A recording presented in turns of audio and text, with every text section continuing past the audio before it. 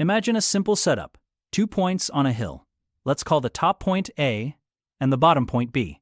You want to roll a bead from A to B as fast as humanly possible. What's the path you'd choose? If you're like most people, your intuition screams, a straight line. It's the shortest distance, so it must be the fastest, right? You'd be wrong. And this simple problem isn't just a fun puzzle. Its solution shocked the greatest mathematical minds of the 17th century and led to one of the most profound ideas in all of science. Let's visualize this. We place our bead at the higher point, A, and our target is the lower point, B. Between A and B, there are infinitely many paths. We could take a straight line, a gentle curve, a steep dip, a wavy path. The possibilities are endless. So, the question is not just which is the shortest, but which path minimizes the time it takes for the bead to travel. This is a classic optimization problem, but it's different from the ones you might be familiar with. Most people, including our past selves, assume the straight line is the winner. But here's the catch. Physics doesn't just care about distance, it cares about speed. A bead on a steeper slope can pick up velocity much faster. It's like a roller coaster. You need that initial drop to build up speed. A longer track isn't always worse if it gives you the momentum to finish strong. So, we're testing the intuition that shortest equals fastest, and as you can see from our animation, it fails. The straight line is noticeably slower than a surprising curved path. This is the famous Brachistochrone problem. The word Brachistochrone comes from Greek and literally means shortest time. It was first posed by Johann Bernoulli in 1696 as a challenge to the mathematicians of Europe. He sent the puzzle to Isaac Newton, Gottfried Leibniz, and his brother Jacob Bernoulli, among others. Newton, who at this time had already developed the foundational ideas of calculus, reportedly solved it in one night. The solution wasn't obvious. It was a profound insight into a new kind of mathematics. So, what is this magical curve of fastest descent? It's called a cycloid. What's a cycloid? Imagine a point on the rim of a wheel. As the wheel rolls along a straight line, that point traces out this beautiful wavy path. That's a cycloid. Now, let's see it in action. Let's animate our bead on a straight line, which we've established is incorrect, and on a cycloid. The difference is striking. The cycloid dips down steeply, gaining velocity, and finishes far ahead of the straight line. It's counterintuitive, elegant, and deeply satisfying. The animation is compelling, but how do we find this curve using mathematics? This is where a powerful tool called the calculus of variations comes in.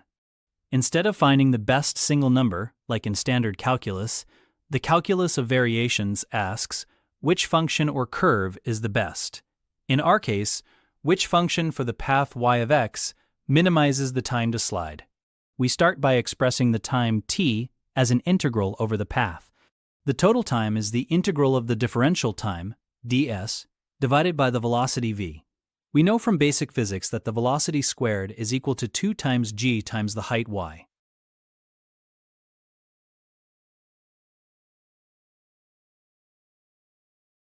So we can rewrite our functional, t of y, which maps a function to a number, as the integral from x underscore a to x underscore b of the square root of 1 plus y prime squared, divided by the square root of 2gy, all with respect to x.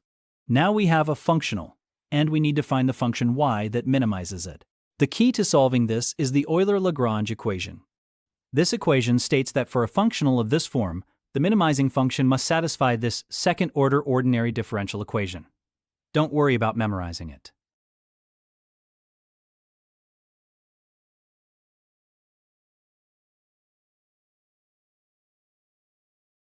The point is, we take our integrand, f, and plug it into this equation. Solving the resulting ODE gives us our answer, the parametric equations for a cycloid. This is how we derive the fastest path mathematically. Why should you care about a bead on a hill? Because the principle we just used appears everywhere. This isn't just a mathematical curiosity. Robotics engineers use these optimization principles to program the most energy-efficient movements for robot arms on an assembly line. Physicists use it to describe the paths of light rays and the orbits of planets. Space agencies like NASA plan rocket and spacecraft trajectories by minimizing fuel consumption, which is a Brachistochrone-like problem for engine thrust. Even the algorithms that power machine learning and AI from fitting a line to a data set to training a neural network, are at their core solving optimization problems of minimizing error. Essentially, the universe behaves like it's constantly picking the best path, and this math reveals how. Let's quickly summarize how this process works. First, you define the quantity you want to minimize, in this case, the time to slide from point A to point B. Second, you express this quantity, time, as a function that takes another function, our path, as its input. Third, you apply the Euler-Lagrange equation to this functional. This is the differential equation that the optimal curve must satisfy. Finally, you solve that differential equation.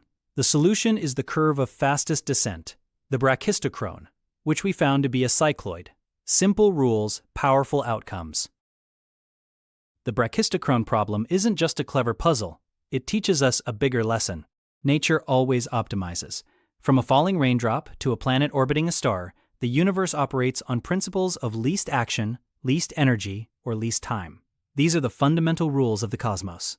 And calculus of variations, born from this simple problem, is the mathematical tool that lets us uncover these hidden rules. It's the language of natural law. Quick quiz for you. Based on what we've learned, which path do you think is the fastest under gravity between 2 points? Is it the straight line, a gentle curve, a cycloid, or a circle? Take a moment to think about it. The answer, as we've seen, is C, the cycloid. If you guessed that, you're exactly right. So, remember, the shortest distance isn't always the fastest. Sometimes, you have to follow the curve that nature itself chooses. That's the secret behind the fastest path, and it's only the beginning of how math explains the world around us.